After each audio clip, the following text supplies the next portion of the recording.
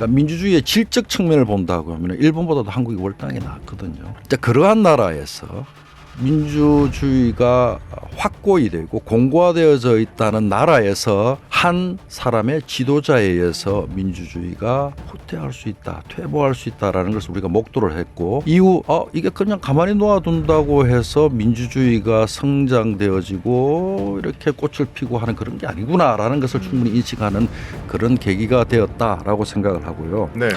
이왕 이렇게 된 것 우리가 조금 한번 생각해보고 다시 재정비하는데 한번 주안점을 둬야 될 것은 이런 벌어졌고요. 87년 체제, 우리가 민주주의 원년을 87년이라고 봅니다. 우리 손으로 직접 대통령을 뽑는, 지도자를 뽑는 그런 헌법이 채택되어진 87년 체제인데 육공화가 계속 지속이 되어졌는데 이게 이제 거의 이제 유효성이 떨어졌다. 그렇게 됩니다. 그래서 이런 벌어졌고 이 과정에서 한번 우리가 7공화국 쪽으로 가는 헌법 개정 작업들을 이번에 좀 할 필요가 있다. 이게 그냥 일상적 생활에서는 굉장히 쉽지 않은 일이거든요. 입법부, 사법, 행정부가 이렇게 개입돼서 하는 여러 가지 쉽지 않은데 이왕 이렇게 일이 된 거 조금 생산적으로 그동안 좀 미루었고 하기 힘들었던 가장 중요한 개헌. 개헌을 한번 시도해서 새로운 단계로 한번 진입하는 그런 계기가 되었으면 좋겠습니다. 민주주의 참 좋은 말입니다. 그런데 네. 민주주의는 특정 누군가의 이념이 아닙니다.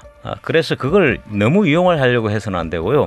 그리고 민주주의가 자칫 잘못하면 중호정치로 갈 수 있다. 우리는 지금 그걸 중요하게 생각하고 준비해야 될 때라고 생각합니다. 그래서 민주주의로 가되 그게 중호정치가 되지 않도록 노력해야 하는 것은 양측의 말을 같이 듣고 소수의 의견도 존중할 수 있는 사회가 돼야 된다. 저는 그렇게 보고요. 그게 더 성숙화된 사회로 가는 길이다. 이렇게 저는 보고 있고요. 그리고 보수는 보수대로 진보는 진보대로 각기 생각이 다릅니다. 그 다른 생각을 하나로 통일한다면 그건 독재가 됩니다. 독재로 가서는 안 됩니다. 민중 독재라는 것도 민중 독재일 수밖에 없는 그런 행태로 가서는 절대 안 됩니다. 그래서 우리 국민들이 차분히 과연 어떤 것들이 민주주의 같이 생각하는 그런 시간이 좀 됐으면 좋겠습니다. 자, 정치 비하인드 동의대 김도경 교수님, 동서대 이성수 교수님 두 분 어서 오세요. 반갑습니다. 안녕하십니까. 자, 123 내란 사태 얘기는 안 할 수 없습니다. 온 나라가 어수선한데 또 뿐만 아니라 자타공인 선진국 대한민국 위상 역시 좀 큰 타격을 받았습니다. 두 분은 이제 외신을 주의 깊게 보실 테니까 이번 사태에 대한 나라 밖의 시선부터 좀 듣고 싶습니다. 먼저 미국의 반응이 어떤지 궁금한데 김도경 교수님, 이례적일 정도로 좀 강경한 태도를 보였어요. 그렇죠? 그렇죠. 우리도 굉장히 놀랐지만은도 미국 입장에서도 굉장히 놀랐다라는 느낌이 들 정도였죠. 특히 저는 커트 캠벨 미 국무부 부장관이 했던 그 발언, 그게 사실 저 외교적 언사는 굉장히 중립적이거든요. 또 굉장히 부드럽거든요. 그런데 커트 캠벨 같은 경우는 어떻게 이야기했냐니까 윤석열 대통령이 심각한 오판을 했다. 이거는 외교적으로 이런 말이 나올 수가 없거든요. 이게 네. 국무부 담당자가 그런 이야기를 했고, 국무부에서도 주로 보면은 한국의 민주주의 절차가 승리할 것으로 예상한다라는 식으로 윤석열 대통령의 판단과 기타 관련되어지는 한국 정치에 대해서 굉장히 부정적으로 강경하고 단호한 입장을 취했습니다. 그리고 많이들 아시겠지만은도 주한 미 대사인 필립 골든버그가 저 김태호 안보실 차장하고 조태영 외무부 장관에게 전화까지 했는데 이게 받지를 안 했죠. 받을 수가 없죠. 이거 받으면 거짓말을 해야 되는 거고 또 입장이 묘해지는 거죠. 그래서 이 골든버그 어떤 이야기했냐니까 한국 정부를 믿을 수가 없다. 믿을 수가 없다. 예, 신뢰할 수 없다. 이제 그래 된 거죠. 또 한국에 있는 주요한 5개국 대사 같은 경우도 네.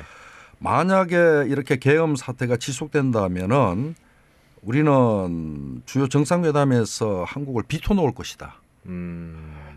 그리고 경주 에이펙 같은 경우도 반대할 것이다.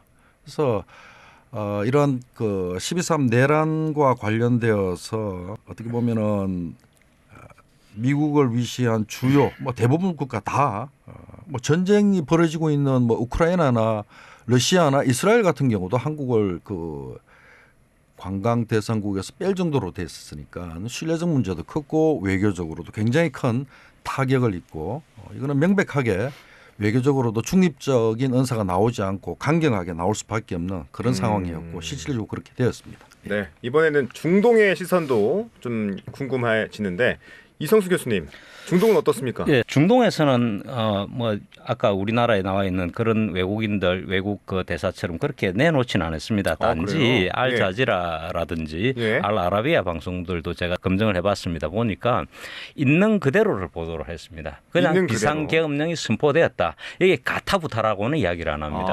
가타부타라고 안 하고 비상계엄령이 선포된 상황에서 우리나라 국회에서 대한민국 국회에서 그게 다시 가결이 아니고 다시 원 상태로 돌아갔다. 이런 어떤 현상적인 부분에 대해서 설명을 하고 있거든요. 그래서 물론 이러한 것들이 이제 관점에 따라서 다룰 수 있다라는 것도 우리가 인지를 해야 됩니다. 그게 바로 민주주의이기 때문에. 그래서 중동에서는 지금 한국의 어떤 윤 대통령이 비상계엄령을 선포했다라는 부분에 대해서 그냥 그게 잇따라 있었다라는 것만 이야기를 하고 있는 부분이고요. 계엄령이 내려졌고 이게 국회에 의해서 해제됐다. 해제됐다. 여기까지만. 예. 그리고 언급이 국민들이 되군요. 국민들 일부가 그 이제 국회의사당 앞에 가가지고 시위를 하고 있다. 이런 정도지. 뭐 자기들이 그 어떻게 보면 그런 데서 평가를 내놓고 비판을 한다라는 것 자체는 그렇게 하면은 그건 자체가 오히려 어떻게 보면은 내정에 대한 대한민국에 대한 주권에 대한 어떤 간섭이 될 수도 있거든요. 그래서 그런 부분들에 대해서는 극히 꺼려합니다. 예. 그렇군요. 왜냐하면은 중동 네. 국가들은 또 뭐 다는 아니지만 다수의 왕정 국가들이 있습니다. 그렇죠. 예, 이전에 한때 그 중동에 그 정치적으로 우리나라 학자들이 가가지고 추방을 당한 적이 있습니다. 추방을 당했어요. 예, 왕정 국가에 가서 정치적 견해를 가지고 이게 군주 국가가 올바르냐 아니냐, 민주화가 어떠냐 이런 부분들이 설문지에 있었거든요. 아주 오래된 상황인데 그런 질문을 하는 것 자체가 불법입니다. 그래요. 예, 거기도 사실은 민주화가 많이 됐습니다. 왕정 국가라 그래서 민주적이지 않지는 않거든요. 네. 근데 이제 그런 부분은 입헌군주제이기 때문에 그래서 그러한 부분들에 있어가지고 우리나라의 위상이 뭐 떨어졌다 이런 부분은 우리 국민들이 하는 말이지 사실은 이거 가지고 우리나라가 위상이 떨어진 거는 저는 별로 없다고 생각합니다. 단지 체면 수사가 조금 있긴 있죠. 그래서 그런 부분들이 그 서구 언론하고 조금 다르게 나타나고 있습니다. 네. 자, 이 명성을 쌓는 데는 20년이 걸리지만 이게 무너지는 데는 5분이면 충분하다. 이 워렌 버핏이 한 말인데 우리 상황도 이와 비슷한 것 같긴 해요. 어떻게 만회를 해야 될지 궁금한데 두 분 교수님이시니까 좀 현명한 이 지혜를 좀 얻고자 합니다. 먼저 김 교수님, 어떻게 해야 될까요? 예, 우선 뭐 12.3 계엄 사태 이전도 여전히 한국 정치가 굉장히 불안정했고요. 경제 같은 경우는 트럼프 2기 정부가 곧 이제 1월 달 들어서는데 거기에 대한 대응 부족 또 한국의 경제의 구조적 문제로 해서 굉장히 침체를 겪고 있는 중이었고 네. 자, 이런 와중에 전혀 예상하지 못한 12.3 계엄 사태가 일어나서 사실 한국의 정치, 경제, 사회 모든 점에서 큰 악영향을 끼쳤고요. 자, 이런 점에서 특히 이제 경제 같은 경우는 내수 같은 경우는 치명타를 입은 그런 계기가 되었는데 저는 조금 뭐 어떻게 보면 뭐 만회라고 보다는 희망적인 측면을 본 게 이게 한 2시간 정도였죠. 그 어떻게 보면은 하나의 뭐 K 드라마라고 보통 또 이야기를 하는데 그 계엄 사태에 국민들이 참여하고 군인들과의 몸싸움 이런 것들을 보면은 네. 저는 좀 짜고 치는 고스톱이 아니었나 정도로 군인들하고 의도적으로 군인들이 몸싸움을 피하고 그 우리나라뿐만 아니라 전 세계의 탑3 뭐 탑5 안에 든다라고 하는 그 특임단 소속들이 그렇죠. 그 국회 유리창을 깨고 들어가는데 그걸 그냥 쉽게 그 무기로 하면 쉽게 깨질 수 있거든요. 그걸 그냥 흉내만 낸다는 표시. 또 그 들어가서 보면은 화분을 이렇게 옮깁니다. 그 무슨 어떻게 보면 전쟁 상황인데도 화분 한두 개 깨어질까 싶어서 화분을 옮기는 장면도 되고 총기도 뒤로 이렇게 하고 있고 어쨌든 국민들도 서로 어떤 그 몸싸움을 최소한 하고 이게 내란 계엄이 일어나고 결국은 탄핵소추안이 가결되고 하는 기간이 열흘 정도밖에 걸리지 않았다는 이야기죠. 이게 뭐 어떻게 이게 계엄이 일어나고 열흘 안에 탄핵소추안이 가결되어진다. 이거는 뭐 한국은 뭐 모든 점에서 다 빨리빨리 무너지만은도 이 굉장히 어려운 것도 정상화시키는데 완전 정상은 아니지만은도 굉장히 빨리 되었다는 것이죠.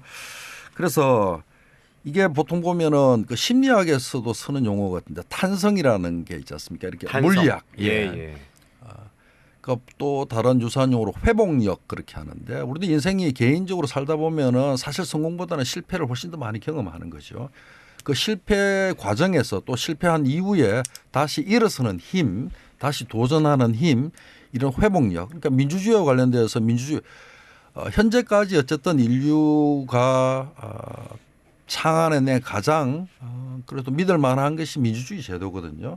이 민주주의가 우리가 예상치 못하게 후퇴할 수 있다라는 것을 우리가 한두 번 지금 경험하고 있습니다.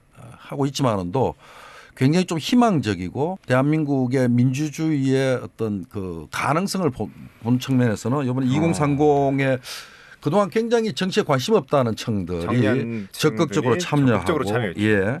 그다음에 이전에 예를 들어서 1980년에 5.18 광주 민주화 운동 때의 군인들 모습과 이번 계엄 사태에 대응하는 군인들의 어떻게 보면은 굉장히 자주적이고 고뇌하는 그런 모습들 이런 것들 그다음에 국회의장을 중심으로 한 나름대로 대응하는 모습들 이런 점에서 보면 한국의 민주주의 안정성 또한 회복력 이런 점에서 저는 대한민국의 민주주의의 가능성과 희망을 좀 볼 수 있는 그러한 일이 사태가 아니었나 그렇게 생각을 합니다. 네. 이성수 교수님. 예, 저는 관점을 조금 다르게 보고 싶습니다. 어떻게요? 과연 우리 20대, 30대 지금 여의도에 나간 친구들이 정치에 대해서 관심이 있어서 나갔느냐? 저는 그렇게 보지는 않습니다. 어떻게 다르게 보고 보셨어요? 있고요. 다양한 의견이 나오는 게 기본 아닙니까? 네. 어떻게 모든 사람들이 윤 대통령을 탄핵하는데 찬성한다고 봅니까? 그렇지 않습니다. 반대하는 사람도 있거든요. 반대하는 이유도 있을 것이고 찬성하는 사람들도 있을 것이고 그게 민주주의입니다.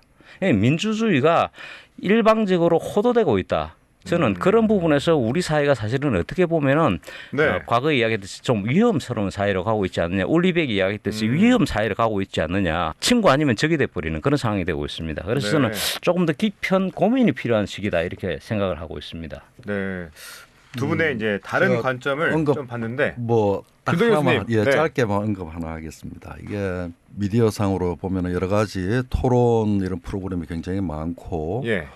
여든 야든 혹은 뭐 진보 패널 보수 패널 이렇게 나누어서 사회 현안이라든지 이슈에 대해서 다른 입장 다른 관점에서 보고 공론화 과정에서 많이 어떻게 보면은 정보도 제공하고 관점도 제공하고 기회를 한다고 볼 수가 있는데 지금 대한민국의 미디어 뭐 미국도 같습니다만은 사실은 보수에 편중되어 있는 건 맞고요.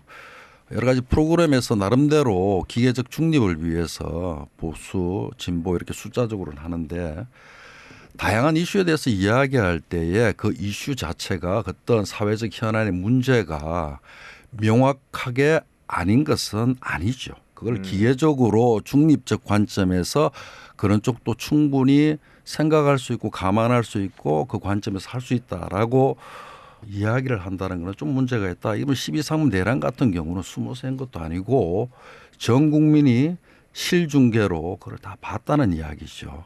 그래서 나름 거기에 포함되어 있는 의미에 대해서 이야기하는 게 괜찮지만도 잘못되어진 건 잘못되어진 것이죠. 이런 것이 우리가 지금 많은 언론도 지금 사실 그렇게 지금 되어가는 것에 대해서 저도 굉장히 조금 불만인데요.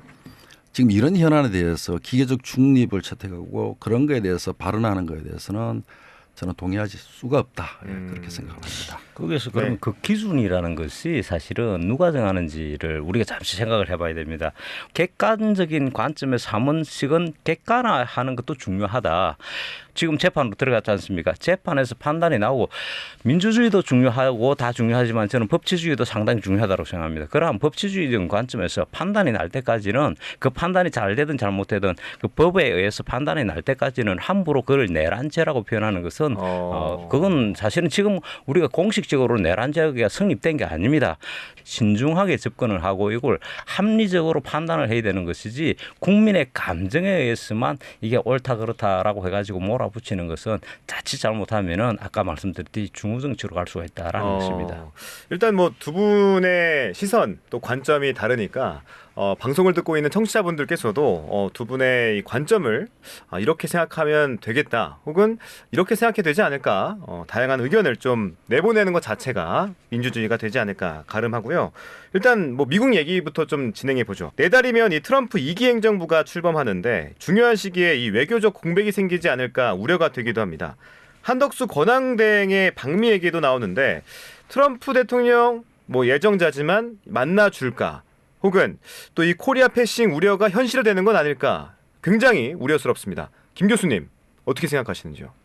우려스럽다가 아니고 지금 코리아 패싱을 하고 있죠. 예, 트럼프가 당선되고 나서 첫 기자회견을 했습니다. 그 기자회견 장소에서 러시아, 중국, 뭐 일본, 우크라이나, 김정은 이야기까지 했습니다. 그리고 조기에 북미 회담이 필요하다라고도 이야기하고, 오늘 보니까 일본의 이시바 시게루 일본 총리와는 취임 전에라도 정상회담이 가능하다라는 이야기까지 나왔죠.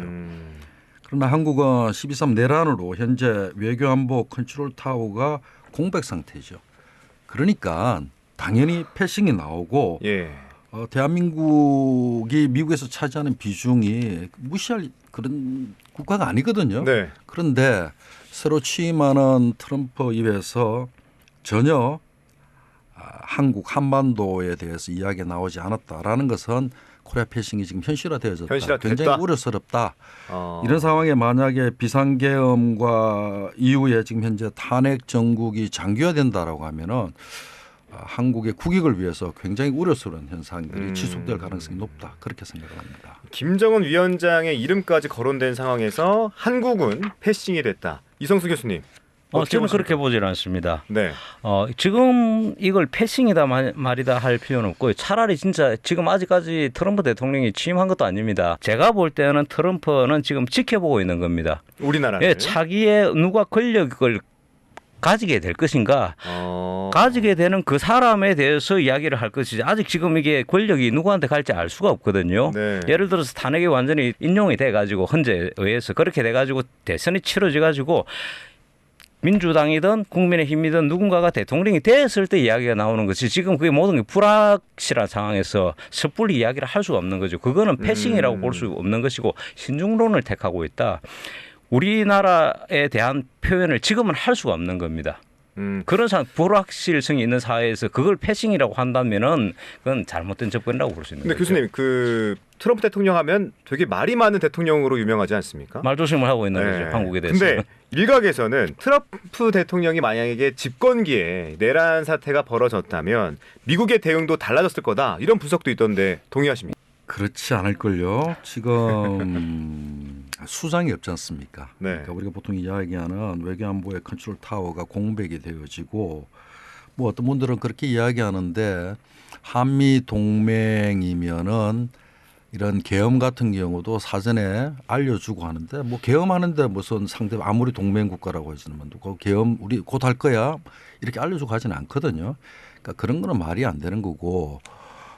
어쨌든 이 윤석열 대통령이 계엄을 일으키고 네. 이 일련의 과정에서 또한 탄핵소추안이 가결되어지고 하는 과정에서 컨트롤 타워가 사라져 버렸고, 미국의 입장에서 프라이어리티는 러시아고 가장 중요한 것은 중국입니다. 그러니까 우리는 기본적으로 사실 미국의 우선 관심 국가가 아니죠. 그러니까 그런 상태에 특히 트럼프 같은 경우는 매가지 않습니까? 국가 이익을 우선으로 하고 돈을 최고 우선으로 보는 사람입니다. 그런 사람에서 한국이 만약에 미국의 국익에 도움이 되지 않는다라고 하면은 이런 방구도 하지 않을 가능성이 굉장히 높다. 거기에 특히나 외교적으로 다른 국가 같은 경우는 그 캐나다 총리 한번 보십시오. 그러니까 취임하기 전에는 국가 정상 간의 회담이 없다라는 게 일반적이거든요. 그런데 캐나다 총리하고 트럼프하고 사이가 굉장히 안 좋았습니다. 안 좋았는데도 캐나다에서 바로 그 말을 하고 그 별장으로 바로 가지 않습니까? 가서 만나고 캐나다 이익을 구현하려고 만남을 시도하고 대화도 하고, 일본 같은 경우도 적극적으로 하고 물밑 대화를 대부분 국가들은 다 하지 않습니까? 엄청 많이 합니다. 그런데 한국은 윤석열 대통령 있을 때도 노력한 거라고는 골프 이제 연습하는 거죠. 트럼프 골프 좋아하니까 골프 같이 하는 게 위해서 하는 정도밖에 없었지 외교적 역량을 총동원해서 우리 국가 이익을 위해서 무엇을 할 것이며 협상 전략을 어떻게 짤 것이며라고 하는 것은 전혀 준비가 되어지지 않은 상태에서 계엄까지 일어났으니까 미국의 입장에서는 한국을 주요 국가 외교 파트너로서 인정하지 않을 가능성이 굉장히 높다. 그런 점에서는 이런 망고하지 않을 가능성이 높다. 예. 또 이번 123 내란 사태를 두고 2021년 미국의 의회 폭동을 떠올리는 분들도 있더라고요. 윤석열 대통령과 이 트럼프 대통령 당선자가 공이 선거 조작론을 거론하는 것도 닮아 있는데 민주주의의 표상과도 같은 미국에서조차 이 민주주의의 위기를 겪고 있는 현실이 지금의 작금의 현실인데 뭐가 문제일지 왜 이런 일들이 벌어질지 이번에는 이성수 교수님 먼저 말씀해 주시죠. 저는 이 미국의 사태도 그렇고요. 우리나라 이번에 이런 비상계엄 사태도 그렇고요. 지금 이건 있을 수 있는 일이라고 봅니다. 우리가 너무 안일하게 살아왔기 때문에 편하게 살아왔기 때문에 이러한 부분들에 대해서 어떤 일이 발생할 수 있을지 몰랐다. 그 기본 그런 어떤 사고를 갖고 있는데 사실은 어느 국가든지 폭동은 일어날 수 있는 겁니다. 저는 그렇게 봅니다. 미국도 마찬가지였고요. 네. 미국에서 민주주의 위기라 그러지만 사실은 폭동이었다. 네. 폭동이었는데 역으로 거꾸로 보자면은 공화당을 지지하는 사람들은 그 민주주의 아닙니까? 자기들의 입장에서는 민주화로 볼 수 있는 것이죠. 그래서 이러한 그 부분들은 그 어느 국가든지 안정됐다. 프랑스도 뭐 그랬고요. 프랑스도 뭐 시도 때도 없이 그 데모하고 있지 않습니까? 그렇다고 그게 불안정하다 이렇게 보지는 않거든요.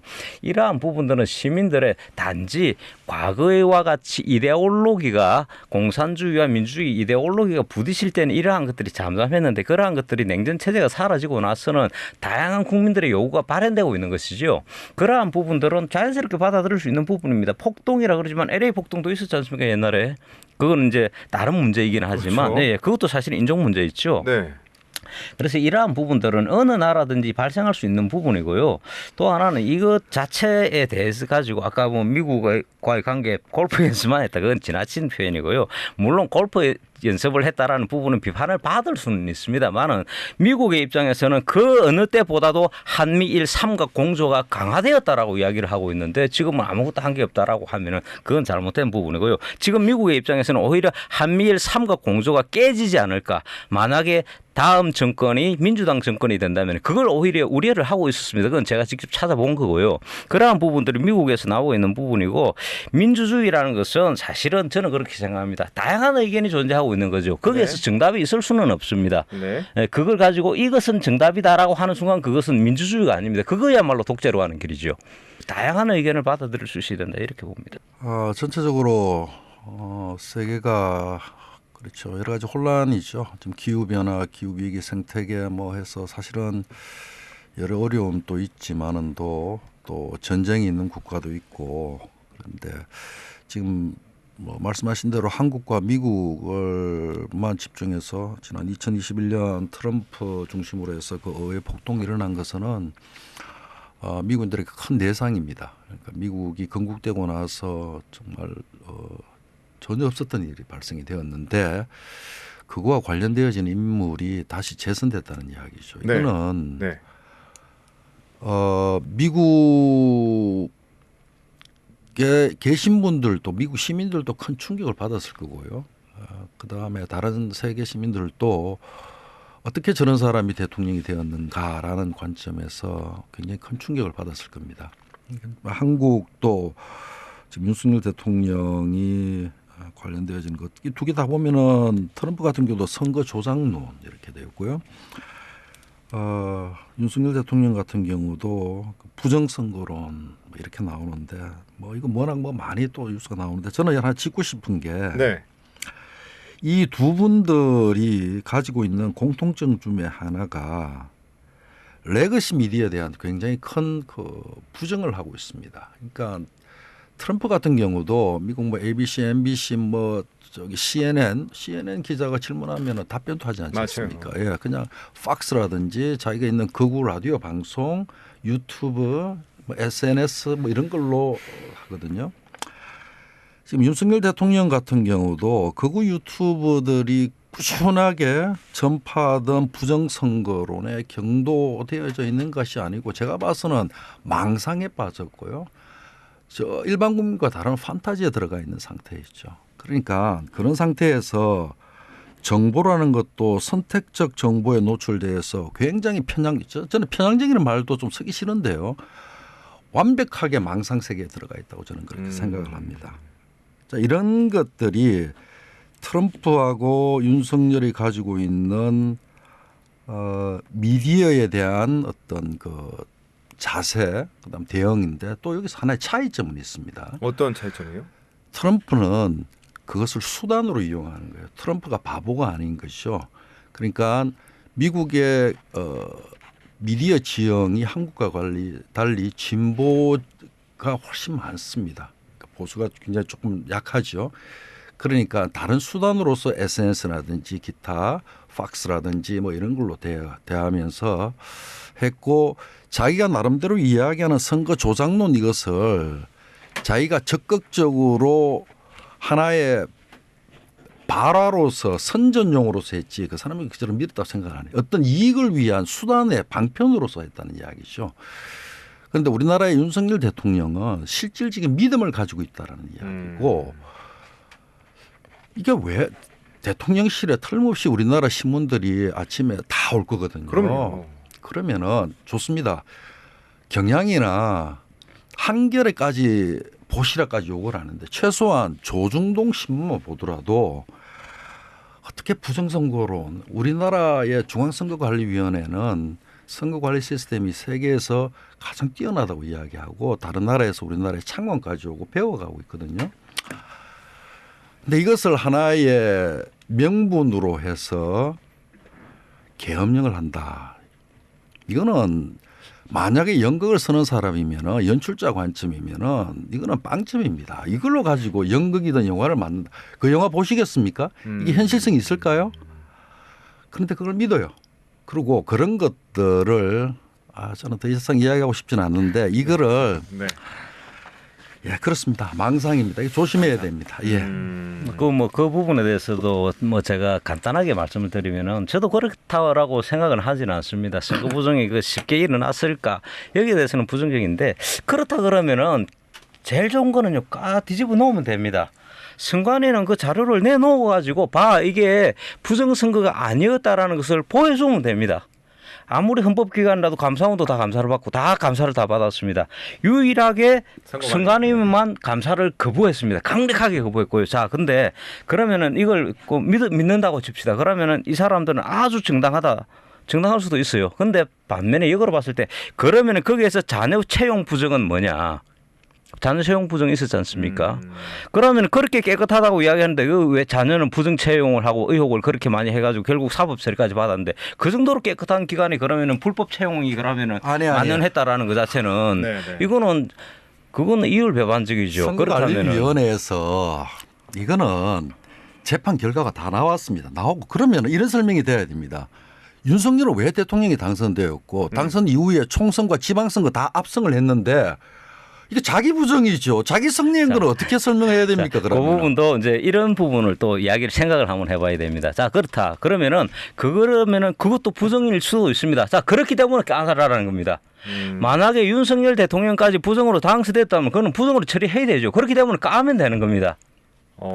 그러면 국민들 알 거 아닙니까? 윤석열 대통령도 부정선거로 당선됐다라는 걸 까면 됩니다. 그러면은 물러나라 하면 됩니다. 그게 올바른 방법이죠. 네. 저는 그렇게 생각합니다. 이걸 까가지고 선관위 모든 자료를 오픈해가지고 윤석열 대통령이 부정으로 당선됐다라는 거 아닌지 맞는지를 까면은 그게 나오면은 거기서 처리를 들어가면 됩니다. 사법 처리를.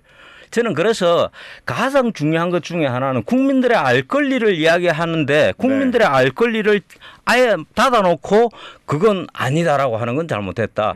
선관위가 그렇게 깨끗하다 그러면 저는 깨끗하다고 믿고 싶습니다. 믿고 있고요.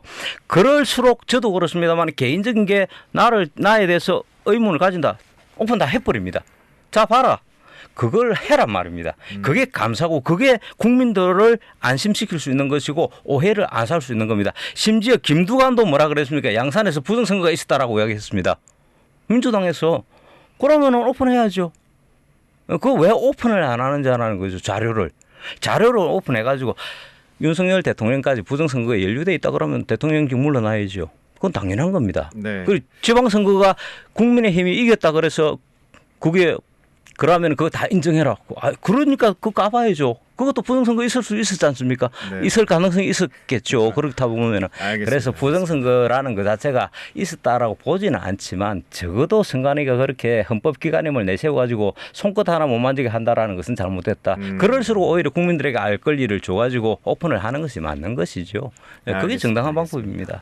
우리가 자꾸 미국에 대한 얘기를 하고 가다가 선거관리위원회까지 오거든요. 다시 좀 돌아올게요. 트럼프 2기 행정부 출범과 관련해서 이 미국의 이 동아시아 전략 변화가 있을지 좀 여쭤보고 싶습니다. 바이든 행정부는 중국 견제를 위해서 한미 이 삼각 동맹에 이 많은 공을 들였는데 이제 새로 들어올 이제 트럼프 2기는 어떨지 좀 예상을 해보면 어떨까요? 김도경 교수님. 요즘 큰 구도 상황은 큰 변화가 없을 겁니다. 이거는 뭐 미국 입장에서 중국을 견제하고 중국을 견제하는 데서 바이든보다는 트럼프가 더 주안점을 주기 때문에 네. 한미일 삼각 동맹이 미국의 이익에 크게 부합을 할 것입니다. 그러니까 중국 입장에서는 그것을 뚫기 위해서 가장 약한 고리라고 볼 수 있는 것이 한국하고 일본 사이니까 여기를 비집고 두르려고 노력을 할 것이고 한국은 뭐 조회수 기타 여러 가지 지금 이야기 트럼프 들어와서 공포감이 뭐 어떻게 보면 포비아까지도 있다고 지금 이야기를 하는데 그렇게까지 할 필요가 없습니다. 한국의 경제 규모라든지 이번 뭐 내란 사태에서 보시면 한국 민주주의 회복력 이런 것도 뭐 다른 외부에서 굉장히 좋은 시각으로 바라보고 있거든요. 국제사회는 엄연한 국가 이익을 구현하는 장소가 돼야 됩니다. 우방하고 적국이라는 게 그런 구분선이 없거든요. 그러니까 우리도 적극적으로 트럼프가 요구하는 것, 그다음에 우리가 요구하는 것 가지고 전략적으로 협상을 잘해서 우리가 얻을 것은 얻고 줄 것은 주는 관점 이게 필요한 것이지. 네. 이게 국제 정치에서 뭐 여러 가지 뭐 좀 중요한 격언이랄까요? 이런 것들이 좀 있긴 있는데 가능한 동맹을 맺지 말라는 말이 있습니다. 예, 끌려 들어가는 점 아니면 버림받기 두 가지 위험성이 있습니다.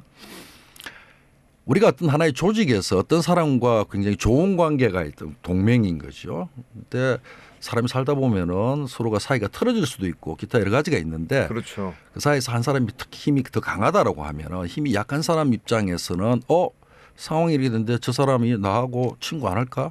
그러니까 버림받을 수도 있다라는 이야기죠. 근데 이게 뭐 틀림없이 트럼프 나오면은 뭐 길게 말씀만 드렸지만 주한미군 문제, 뭐 방위비 분담금 협상 여러 가지가 나올 것인데 미국의 입장에서 이전에 우리나라가 가지고 있는 국제사회의 지위가 이전에 미국이 그렇게 쉽게 다룰 수 있는 그런 국가가 아니다는 이야기입니다. 우리도 적극적으로 우리의 국가 이익을 구현하고 그런 관점에서 균형 외교라든지 뭐 꼭 그런 말을 쓴 그렇지만도 특정한 어떤 이데올로기에 집착하지 말고 국가 이익을 우선으로 하는 그런 전략을 구사하는 것이 굉장히 중요하다. 마지막으로 한마디 하면은 윤석열 정부에서 한미일 해서 특히 그 삼각동맹에 여러 가지 그러니까 러시아라든지 중국과의 관계가 소원해지면서까지 한미일 삼각동맹에 올인을 했거든요. 그 결과 일본은 얻은 것도 많습니다만은 우리나라는 도대체 무엇을 얻었느냐 한미일 삼각동맹을 통해서. 네네. 저는 그게 굉장히 회의적이라는 이야기입니다. 그러니까 저 궁금한 게 한미일 삼각 동맹에 대한 얘기는 나오는데 동시에 나오는 게 또 코리아 패싱이에요. 그렇죠. 그럼 이걸 우리나라는 어떤 스탠스를 잡고 어떤 기조를 갖고 미국을 대해야 될지 어렵다는 생각이 들어요. 제가 볼 때는 아까도 말씀드렸지만 코리아 패싱은 없습니다. 그렇게까지 코리아 패싱을 할 수가 없습니다. 물론 이 거리두기는 할 수 있겠죠. 예를 들어 밀고 당기는 우리가 흔히 말하는 밀당이지만 아까 말씀드렸듯이 이미 세계가 신냉전으로 접어든 거 아닙니까, 그죠? 네. 지금 러시아와 중국, 북한 중심의 동맹 체제가 형성되었습니다. 네. 그러면은 우리도 반드시 물론 우리가 지금 한미일 삼각 동맹에서 얻은 게 왜 없습니까? 엄청나게 많죠. 우리의 안정이라는 것이 지금 보십시오. 대만이 왜 불안해합니까? 중국 때문에 불안해합니다. 네, 그렇죠. 우리는요 북한하고 중국이 때문에 불안해합니다. 중국은 쉽게 말하면 그깟 사드 때문에 한국을 완전히 억눌렀거든요. 우리나라 경제를 박살을 냈습니다. 우리나라 기업들 진출해 있는 기업들 거의 다 뭐 롯데를 비롯해서 어마어마하게 피해갔습니다. 그건 뭐 때문입니까? 사드 배치했다고 그랬습니다. 사드 배치는요, 우리의 주권의 영역인데 중국이 감히 이래라 저래라 하는 것은 내정 간섭입니다. 문재인 대통령 때 이거 한마디도 못했습니다. 내정 간섭이라고 왜 말을 안 합니까? 근데 지금은요, 한미일 공조가 확고해지면서 이러한 부분에서 있어가지고 함부로 말을 못하게 할 수 있다라는 겁니다. 중국을 억누를 수 있는 거. 저는 장기적으로 이 동북아시아에서 우리의 가장 큰 주적은 중국이 될 것이다라고 믿어 의심치 않습니다. 지금도 그렇고요. 네. 중국은요, 지금 중국 간첩에 대해서 중국 정부가 연관시키지 말아 합니다. 말도 안 되는 소리죠. 그게 어떻게 말이 됩니까? 그런 식의 이율 배반적인 나라하고 관계를 좋게 만들어 나가겠다. 그건 택도 없는 소리죠. 우리 부산 사투리를 하자면은 그건 잘못된 거고요. 우리가 강력한 한미일 동맹을 의해서 우리의 안정을 확보하는 그게 가장 중요한 겁니다. 그래야지 경제도 성장할 수 있는 것이고요. 그런 부분, 그런 점에서 봐야지 눈앞에 보이는 예를 들어서 우리가 방위비 분담금도 중요하지만 이런 거국적인 차원에서 동북아시아 흐름과 세계의 흐름을 보면서 새로운 신냉전에 대처하는 방법으로서의 한미일 삼각동맹을 이야기해야지 그걸 글쎄요. 제가 볼 때는 그러는 부분에서 우리가 얻은 게 없다라는 식으로 하는 것은 그건 잘못됐다. 강력한 안보의 후원을 받고 있다. 저는 그렇게 보고 싶고요. 아까 그리고 트럼프 집권 이후에 한미일 동맹이 어떻게 될 것이냐. 저는 우리나라 정권이 어떻게 되느냐에 따라서 약화될 수도 있다. 민주당 정권이 들었으면요. 우리나라 민주당 정권은 미국과의 공조, 일본과의 공조 별로 안 좋아합니다. 이전에도 그렇고 당연히 약화가 되겠죠. 트럼프는요. 한미일 공조를 하더라도 한국이나 일본에 대해서 방위비를 더 많이 받아낼 거라고 할 겁니다. 그래서 한미일 공조는 약화될 가능성이 있습니다. 왜냐하면은 그것은 나토를 봐서도 알 수가 있습니다. 나토에서 미국은 지금 자기들이 프랑스나 영국이나 이런 나라들이 분담금을 적게 내기 때문에 우리가 방해해 줄 필요가 없다. 그 바람에 지금 우리나라 무기가 잘 팔리고 있는 거 아니겠습니까? 그래서 이러한 부분을 봤을 때 한미일 삼각 동맹은 중요하고 첫째, 두 번째 트럼프가 집권했을 때 우리나라 민주당 정권이 만약에 들어선다 이러면은 이 한미일 삼각 공조는 좀 약화가 될 가능성이 있다. 저는 그렇게 보고 있습니다. 가장 좋은 것은 한국의 국익에 도움이 되는 방향대로 가야 되는데 그런 관점에서 보면은 여전히 중국은 우리 경제에 굉장히 중요한 국가입니다. 러시아도 굉장히 중요하죠.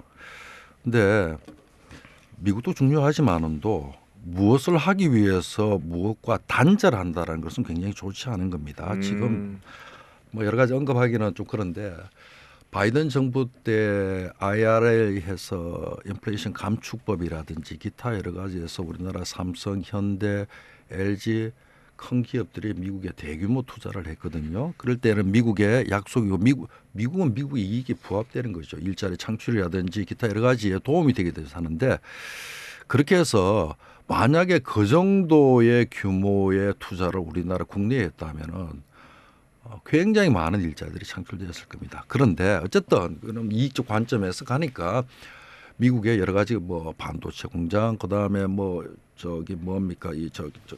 배터리 공장 이런 것을 했는데 결국은 트럼프 들어서고 그럴 필요 없다라고 하는 것이죠. 그러니까 그러한 것들이 한미 동맹 하에서 경제까지 들어가서 일방적으로 미국의 그러한 혜택 이익이 되는 방향으로 갔지만도 미국의 정부가 바뀌니까 트럼프는 그런 일이 없다. 나는 그렇게 하지 않겠다라고 되는 거죠. 자, 그런 식으로 되었을 때에 한국은 어떻게 되냐는 이야기입니다. 그렇죠? 만약 또 칩 동맹도 그렇습니다. 지금 만약 우리나라가 지금 어떤 경우는 반도체 D램부터 해서 그다음에 자동차 배터리라든지 그다음에 바이오 산업 같은 경우 한 국가에서 현재 첨단을 달린다고 하는 AI 포함해서 뭐 다 탑은 아니지만도 한 국가에서 이러한 영역에서 어느 정도 다 전 세계의 수위를 차지하고 있는 국가는 대한민국이 거의 유일하다고 볼 수 있습니다. 그런데 네. 미국은 중국을 견제하기 위해서 한국이라는 나라의 도움이 필요합니다. 네. 공급망을 안정화시키기 위해서 중국을 배제하고 대만, 일본, 한국, 미국 그럼 칩 동맹 들어가죠. 그런데 삼성이나 SK 하이닉스 같은 경우는 예를 들어서 중국에 대규모 수출을 했거든요. 지금 삼성이 주가 같은 아시겠지만도 거의 뭐 8만 원, 9만 원대 가다가 지금 5만 원대 초입니다. 자, 그런 것들이 가장 어디서 데미지를 받았냐니까 중국 수출이 닫혔다는 이야기죠. 배터리도 같습니다. 아까 이야기한 것처럼 공장 신규 건설 기타 여러 가지 할 때에 오로지 뭐 여러 가지 복합적인 문제에서 제가 하나의 인과관계를 가지고 설명하는 데서 위험성은 있지만 또 네. 한미 동맹이라는 관점에서 경제까지 들어가서 했던 데에서 어떤 문제점이 발생됐냐는 걸 잘 보실 필요가 있습니다. 현재 OECD 국가에서 다른 모든 국가의 정도의 차이점이 있지만도 경제적으로 다 발전이 돼 있습니다. 발전을 하고 있거든요. 코로나 이후에 한국은 잠재 성장률보다 이하로 갑니다.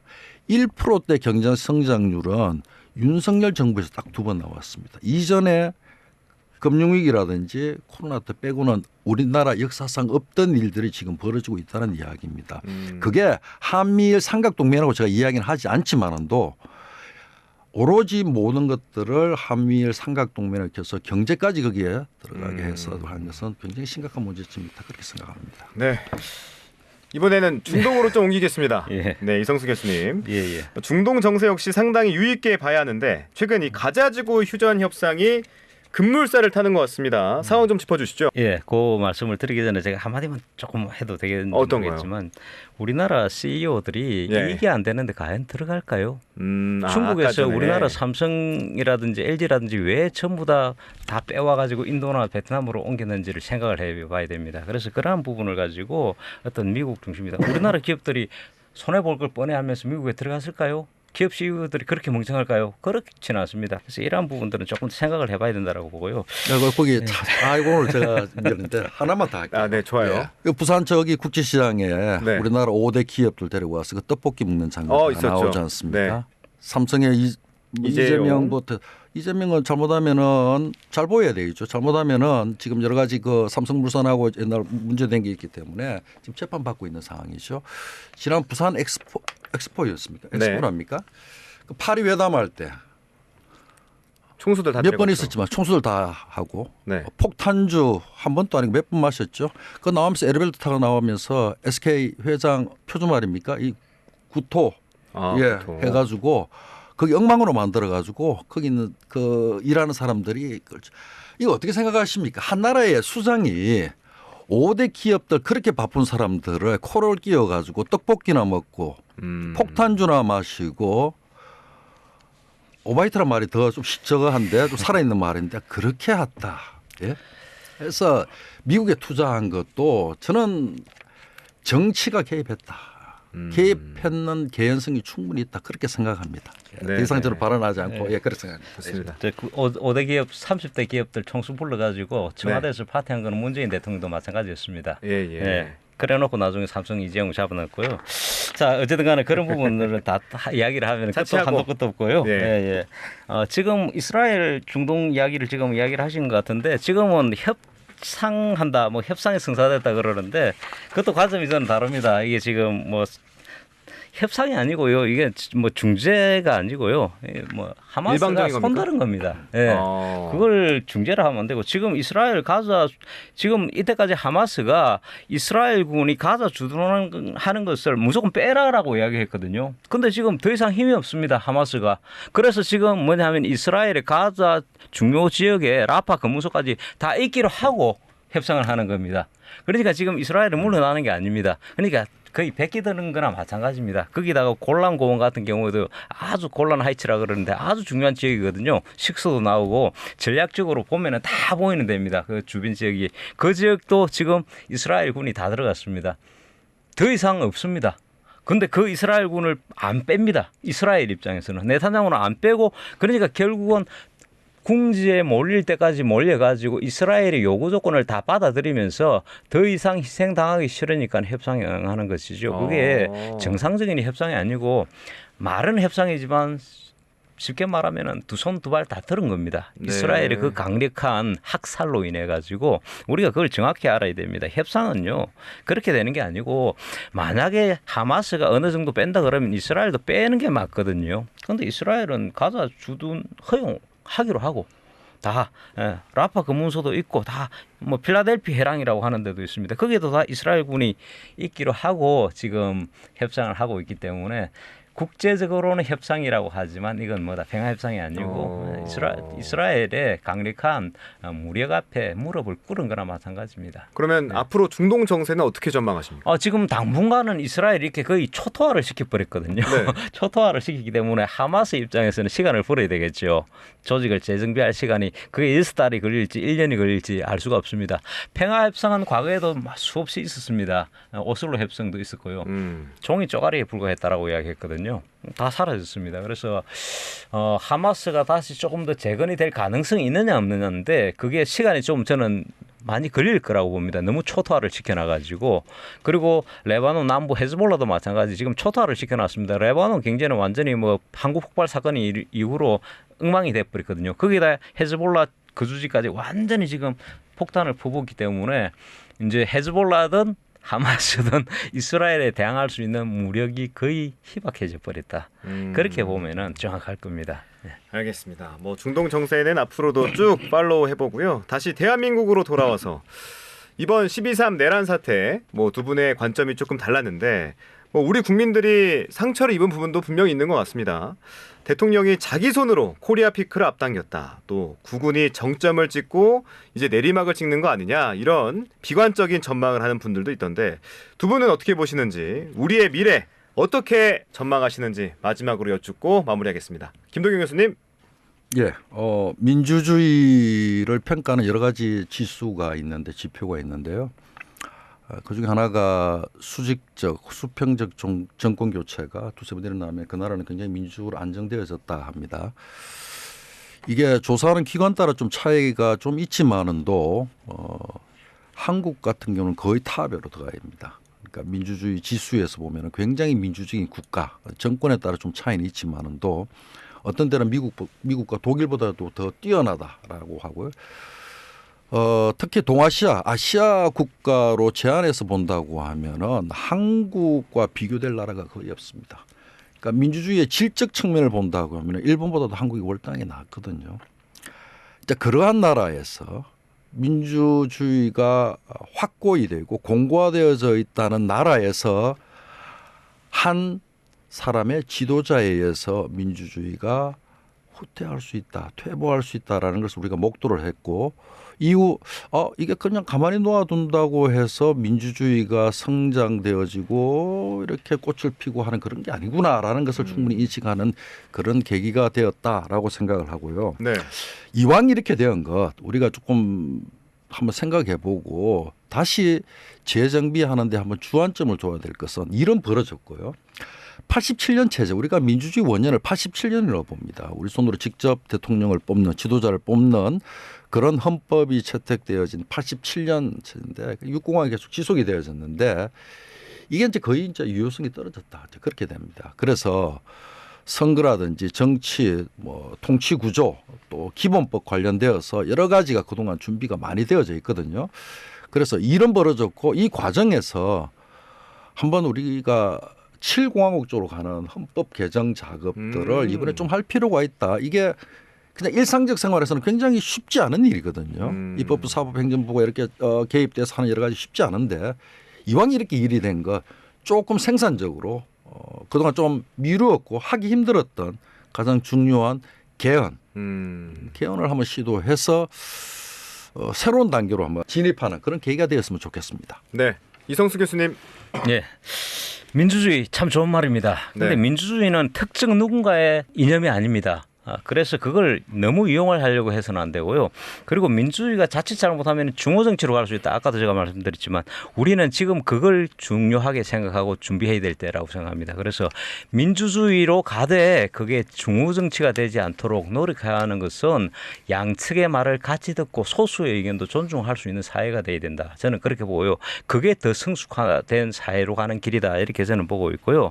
그리고 보수는 보수대로 진보는 진보대로 각기 생각이 다릅니다. 그 다른 생각을 하나로 통일한다면 그건 독재가 됩니다. 독재로 가서는 안 됩니다. 민중 독재라는 것도 민중 독재일 수밖에 없는 그런 행태로 가서는 절대 안 됩니다. 그래서 우리 국민들이 차분히 과연 어떤 것들이 민주주의 같이 생각하는 그런 시간이 좀 됐으면 좋겠습니다. 그래서 깊이 있는 사고, 그다음에 내가 아니면 아니다. 내가 하는 것만 민주다. 이렇게 하는 것은 잘못하면은 중호 정치로 빠진다. 그래서 우리 국민들이 좀 더 생각을 깊이 하는 시간이 되기를 바랍니다. 한 가지만 교수님. 코멘트 할게요. 네. 네, 오늘 뭐 진보 보수 이런 이야기 많이 나오는데 네. 저의 정체성에 대해서 저는 진보라고 생각을 명확하게 지금 할 수가 없는 입장이거든요. 네. 대한민국의 정당 체제에서 더불어민주당도 그렇고요. 국민의힘도 보수입니다.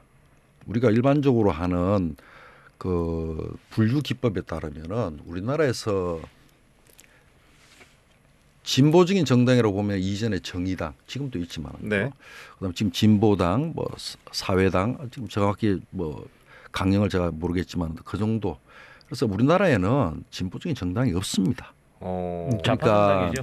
내부로 원내 정당으로서의 그런 정당이 없거든요. 그러니까 우리가 하나의 그게 이데올로기화되어서 나는 진보야 나는 보수야라고 되는 것이 하나의 진영 논리에서 들어가서 나는 보수야라고 하는 건데 보수와 진보는 제가 만약 아나운서님이 진보이신데 제가 아나운서님보다도 훨씬 더 진보적이에요. 어떤 여러 가지 태도에서. 네.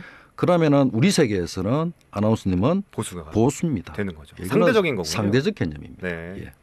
알겠습니다.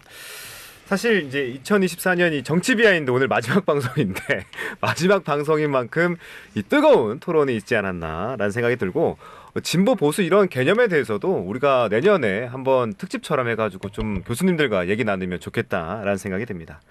자, 오늘 여기까지 듣겠습니다. 새해 복 많이 받으시고요. 남은 2024년도 잘 정리하시길 바라겠습니다.